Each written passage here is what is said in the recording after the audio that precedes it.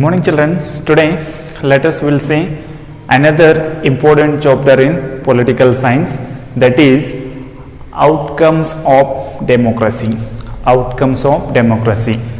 I hope you might know about more the democracy in the previous year and in this year. So you know the general definition of the democracy and why we need the democracy in the modern world. So about that already we know. So in this class mainly we are going to learn about the outcomes of the democracy, which are the important outcome of the democracy. So before going to start this lesson, dear children, please try to understand this question. So moving from specific theme to a general set of question. So before going to start this lesson, try to understand some specific questions regarding the democracy. So first question, you know, democracy. So various aspects, which are the various aspects of the democracy. And second, aspiration. Okay, what is the aspiration of the democracy? And next, how can we assess the outcomes?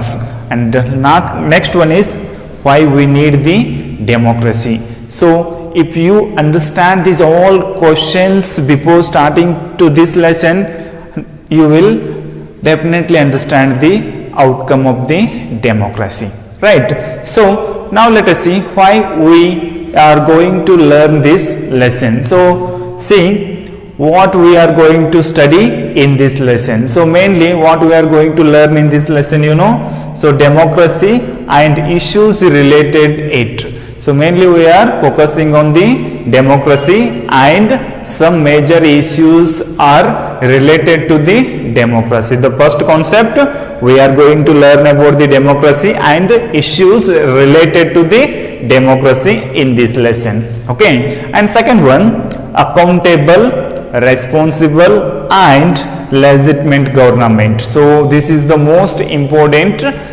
concept in this lesson. Which one? What is accountable government? What is the responsible government? And what is the legitimate government? And next, the growth and issues related to it. So growth and issues related to it, it means we are going to learn about the poverty in a democracy.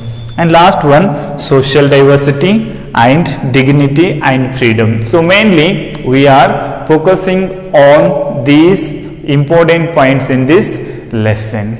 Okay, hope you understood about the introduction of this lesson. So before going to start this lesson, please try to understand these important set of the questions. So what is the various aspects of the democracy and what is the aspiration of the democracy and how we can assess the outcome of the democracy, and the next one, why do we assess democracy outcome. So just we discussed about the introduction of this lesson. In that part what we discussed, so in this class, in this chapter, what we are going to learn about that we already know in this lesson. So in that, first one is how do we assess democracy outcomes. Okay, democracy outcomes. See, the democracy is a better form of government. So the democracy is a better form of the government because of these following points. So in this world, so many governments are there. For example, non-democracy governments are there, for like monarchy government or dictatorship government. So many governments are existing in the modern world, like North Korea and kingship countries like Saudi Arabia and so on. So many countries are there. In that, the democracy is one of the best form of the government because see, it promotes equality among the citizens. Why it is better than the other government, you know? Because in a democracy, the democracy government will promote the equality among us the citizen. Okay, among us the citizen. So in a democracy, there is no discrimination between the discrimination between the peoples. Okay, in a democracy there is no discrimination between the religion, and there is no discrimination between the color. So in a democracy all are equal before the laws and no one above the laws in a democracy. This is the most important rule of the democracy in the world, because the democracy will promote the equality among us the people. It is not possible in non-democracy countries, because there the king or the dictators, they may not see the problems of the citizens in the country. But in a democracy, the government, because that government is elected by the citizens, so they have to see the problems of the citizens in the democracy country, because they are accountable to the people in the democracy country. Okay, and second, it enhances the dignity of the individual. So this is another important point, is supporting to the democracy in the world. So the democracy is enhance the dignity of the individual person. Okay, individual person. So in a democracy there is no difference between the rich people and the poor people. So for example, you take in India, the constitution granted rights to vote for the all citizens irrespective of their caste, irrespective of their gender, irrespective of their status.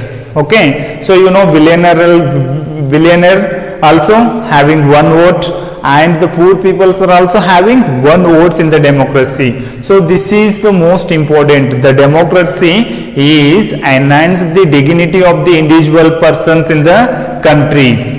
Okay, in the country. So each and every citizen has their own fundamental rights in a democracy country, but it is not there in the non-democracy countries, because the entire rights are under the control of the king or under the control of the monarch in the world, right? And another one, see, it provides a method to resolve the conflict. The democracy is always supporting to resolve the conflict between the people or conflicts between the states. Suppose any time if the crisis or if the conflicts are arising between the society or between the state, means the democracy will solve that conflicts between the states or between the citizens in the country, because in a democracy country the government and the constitution granted all are equal in front of the laws. So only the democracy provides a method to solve the problems or conflicts in the country. Okay, suppose you know, if we are not getting judgment or we are not satisfaction with the judgment in the local court, means we have rights to appeal to the High Court as well as to the Supreme Court. Okay, as well as to the Supreme Court. So this is another important point, is supporting to the democracy in the country. And next, it allows room to correct mistake. This is another important feature of the democracy. The democracy allows room to correct mistake. Suppose if the governments or if the representatives are making the mistakes, means it will allow to correct the mistakes in the particular areas in the democracy. So immediately the democracy countries will not take any actions on the mistakes. It will take a long process. Okay, it will take a long procedure to solve the conflicts, or it will take long procedure to see the mistakes in a democracy country. But some people are talking, so in a democracy the verdicts will take for time in the countries, but also the democracy government is always responsible and accountable to the public or the people. So these all points are supporting to the democracy. So only the democracy is the better form of the government than the other form of the government in the world, because see, it provides equality among us the people, it enhances the dignity of the individual people, it provides a method to solve the conflicts in the country, and it allows room to correct our mistakes in the country. Okay, and next one you see, is the democratic government efficient? Okay, is the democratic government is efficient? Yes, the democracy government is efficient in the country, but also some criticizers are criticizing the democracy government because it will take the long process to make the laws in the country, or else it will take a long period to implement any laws in the country. But also the democracy is one of the most important or the most supporting government than the other form of the government in the world. Okay, in the world. See, because this democracy is supporting to the other peoples also. So now let us see which are the important outcomes of the democracies. Which are the important outcome of the democracy, you know? First one, accountable or responsible government. See here, accountable and responsible government. The democracy is accountable government for the people in the country. If the citizen, anyone want to see the procedure of the lawmaking in the country, they can check it here. Okay, they can check it here because that government is accountable or responsible to the people, because that government representatives are elected by the people in the country. So only all the citizens have rights to check the process of the law making in the country. Okay, so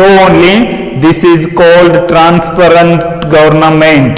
Okay, transparent government, because any citizens can check the process of the law making in the country, right?